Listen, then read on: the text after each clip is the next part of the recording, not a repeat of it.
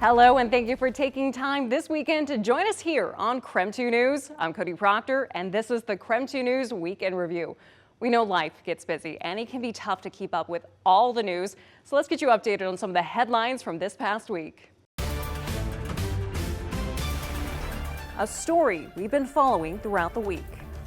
The mass layoff started Friday, leaving 3,400 Forest Service workers nationwide unemployed. One of them is a Gonzaga alum who says he and his chosen family are devastated and angry. Public service in public lands. Patrick Shea says it was his calling ever since his first summer job at Yellowstone at 15 years old. I think that definitely lit a fire under me. A fire that burned on during his time working with Gonzaga Outdoors as a student. Eventually, he ended up with the U.S. Forest Service at Riggins Hell's Canyon National Area. Kind of what my plans were until last Friday.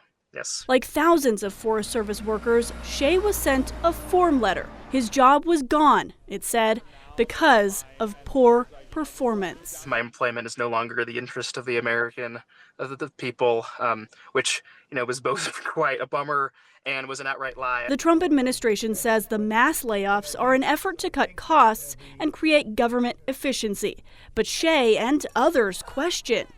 Illegally!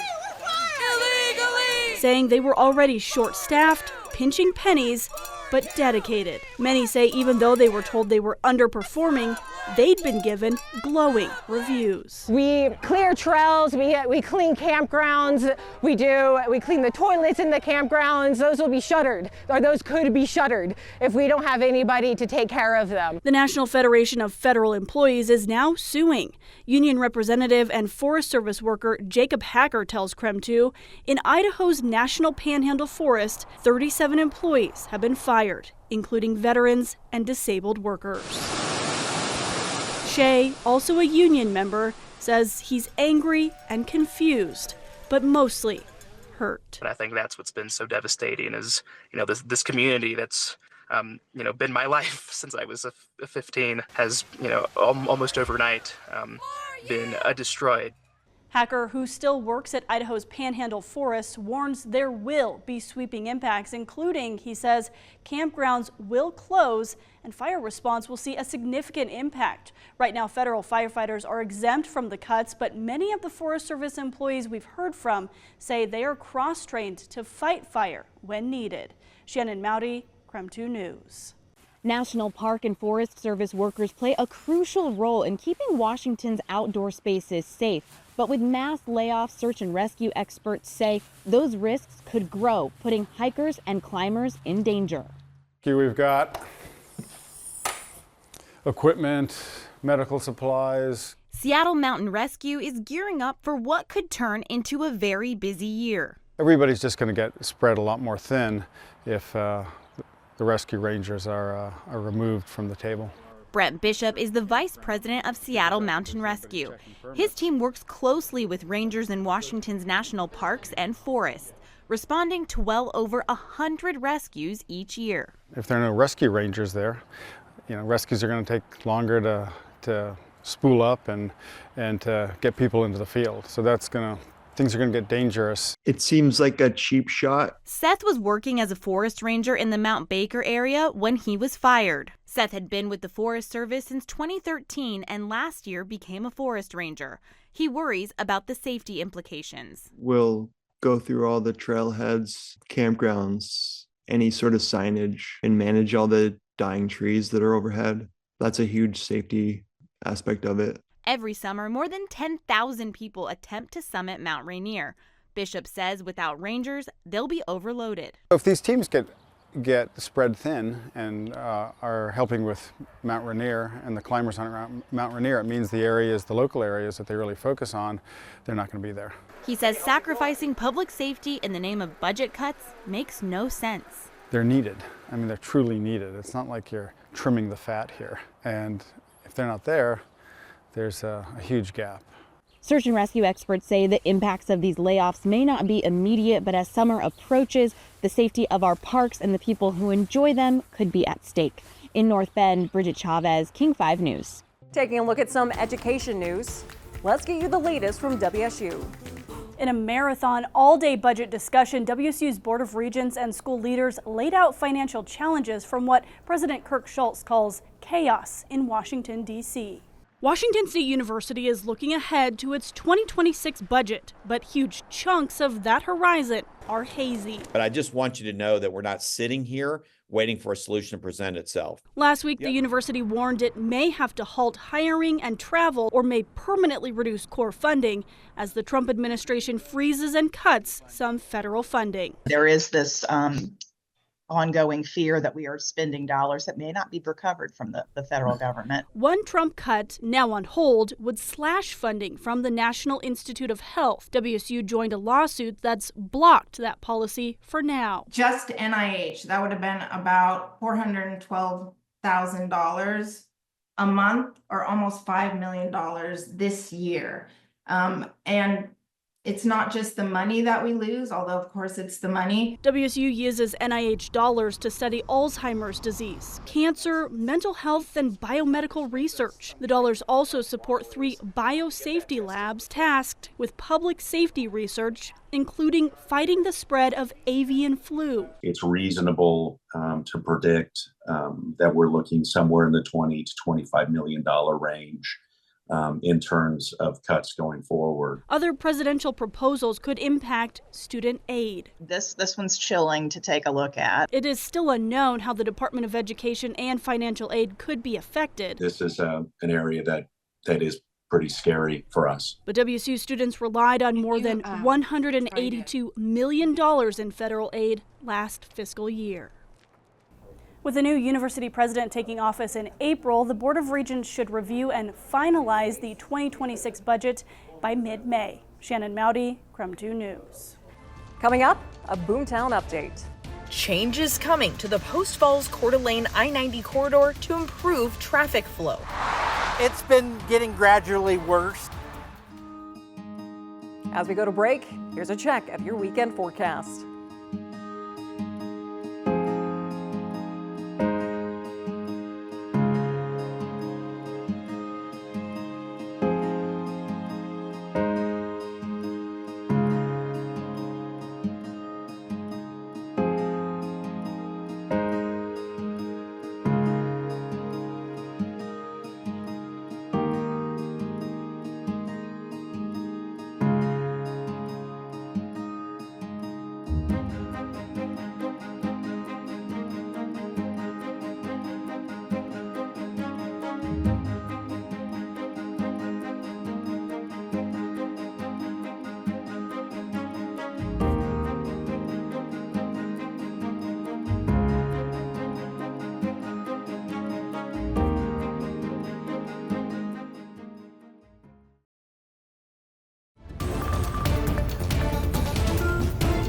Welcome back to the KREM 2 News Week in Review. Before we get back to this week's headlines, we want to remind you can get the latest news and weather forecast anytime you want on KREM 2 Plus. It's our streaming app you can watch on your TV, and best of all, it's free. We hope you'll check it out, but now let's get back to the Week in Review.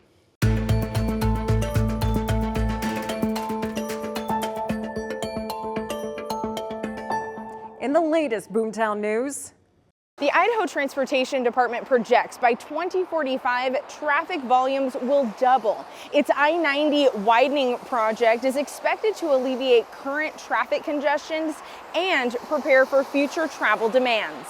Change is coming to the Post Falls Coeur d'Alene I-90 corridor to improve traffic flow. While news of more construction might not be easy to hear, Construction causes a lot of delays. Some are willing to go with the flow if it means an improvement down the road. I will go out of my way to avoid it. I'll go around it. Sue Gardner and Jeff Ward, Those are about 4.7. are longtime North Idaho residents. They've watched the Coeur d'Alene community grow, and with it, more traffic. It's been getting gradually worse. You go out there on I-90 and you get in an accident out there and the freeway gets completely shut down. ITD's latest project will widen the I-90 corridor to 4 lanes in both directions, stretching from Highway 41 to Highway 95. The project also includes improvements to the I-90 US 95 interchange by lengthening existing on and off ramps for safer merging. Construction is expected to begin in the summer of next year and completed by 2029. We need more infrastructure in this area. I wish it would have happened sooner. Just because for several years it's just been congested. Everybody comes here in the summertime, and more and more people are moving here. This widening project will overlap with the current Post Falls Highway 41 interchange construction. ITD expects that project will wrap up in 2026. As crews work to widen I-90, ITD says there will be reduced speeds and 2 lanes of traffic will be maintained in both directions during the day. Reporting in Coeur d'Alene, Amanda Rowley, KREM 2 News. News now from North Idaho. It's always busy at Coeur d'Alene Fire Station 2. Out at the city's 4 fire stations, they get the most calls. Of the more than 10,000 calls last year, they ran, approximately 40% of the calls came out of this station. But this hive of activity needs some fixing, according to Coeur d'Alene Fire Department's Deputy Fire Marshal Craig Etherton. Roof leaks, we've got our attic space is frozen in there, and so there's a bunch of heaters and stuff that are... And it needs more room, especially if the department moves more staff to the building to have more people centrally located in the city. When both of these units are in the house, it's a little crowded in here. The station's one of the reasons why Coeur d'Alene Fire is asking the city council to put a proposed bond on the May ballot. Coeur d'Alene firefighters spoke to the city council Tuesday night to go over both the results of a recent community survey and the department's needs. Etherton says a proposed bond of $16.4 million would be at the top of the range, working out to about $17 per 100,000 of a property's value.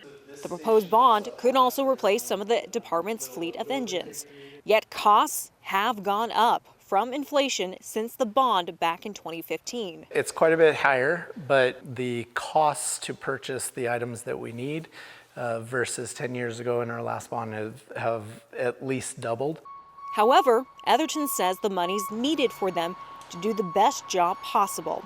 If they don't get the bond, the fire department's problems don't go away. If the bond doesn't pass, then the tough choices go back to council, right? Because we still need what we need. Still ahead on the KREM 2 News Week in Review. That started as an alert on her computer saying falsely that she'd been hacked. She ended up losing her life savings, $300,000. Everything shattered.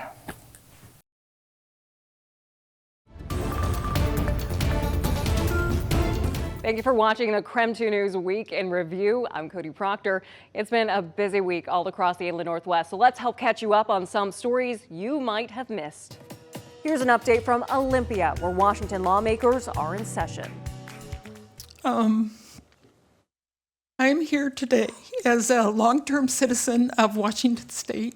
Barb Putnam of Olympia is pushing lawmakers to help people like her. Last summer, she got caught up in a scam that started as an alert on her computer saying falsely that she'd been hacked. She ended up losing her life savings, $300,000. Everything shattered. And with lots of consequences. The scammers used fear, intimidation, isolation, and coercion to convince Barb hackers were using her information to buy child porn on the dark web. She had to protect her money by following their instructions. It's like, oh my gosh, look how many people are hacking your machine. Look how many people are hacking your phone and have access. They're listening. All these foreign people are listening to your phone calls. The scammers told Barb to contact her investment firm and sell all of her stock, then have them transfer the money to U.S. Bank. Under pressure from the crooks, Barb asked her bank branch to wire all the money to a company called BuyGoldandSilver.com. Police reports show the gold coins did arrive at Barb's house. Then, as planned, a courier came and collected it. Shortly afterward, U.S. Marshals from Tacoma were supposed to show up with a check to reimburse her. No answer. No answer. I wait about 10 more minutes and I'm going, this isn't, they're not coming, I've been scammed. I mean, the end goal for me is that there are no more constituents that come to me with their whole life savings wiped out. After Representative Beth Dolio heard Barb's story, she pledged to do something about it. Her bill calls for banks to immediately notify state authorities when they suspect financial exploitation of a vulnerable adult. And they'd have to put an internal flag on accounts with suspicious activity to warn other branches. I was blown away to think that you could lose your whole life savings from a fraudulent activity and really have no recourse. Some banks testified against the measure, saying they already have training and policies in place. We recognize strong consumer protection laws, and we have concerns that the bill adds unnecessary burden and responsibility to financial institutions. Barb told lawmakers she had retirement plans with a family, plans that are now wiped out by scammers. That's all gone. That has totally disappeared. So I am in a place where I am rebuilding my life at age 73 at this point in time. And that looks like a daunting task. In Olympia, Susanna Frame, King 5 News. Up next on the KREM 2 News Week in Review. Plenty of hugs and handshakes at the Mariners' first official full squad workout. Yeah, you know, the vibes are great here. It's like going back to the first day of school, man. Everyone's really excited to get going, and I am too. Before we wrap up this edition of the KREM 2 News Week in Review, we have one more story you might have missed this past week.